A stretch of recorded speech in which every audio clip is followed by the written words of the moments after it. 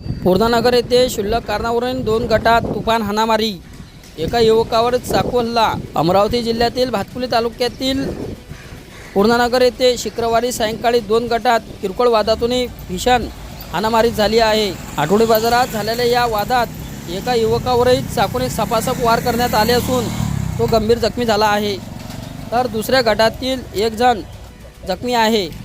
2 समुदायातील या वादामुळे परिसरात प्रचंड तणाव निर्माण झाला होता। जखमीची प्रकृती चिंताजनक असल्याने त्याला खासगी रुग्णालयात हलवण्यात आले असून येथे पोलीस बंदोबस्त तैनात करण्यात आला आहे।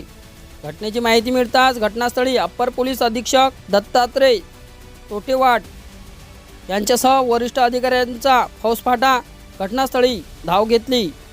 सध्या परिस्थिती नियंत्रणात असून आसेगाव पोलीस ठाण्यात खुनाचा प्रयत्न केल्याचा गुन्हा दाखल करण्याची प्रक्रिया सुरू आहे। नागरिकांनी कुठल्याही अफवांवर विश्वास ठेवू नये असे आवाहन पोलिसांनी केले आहे।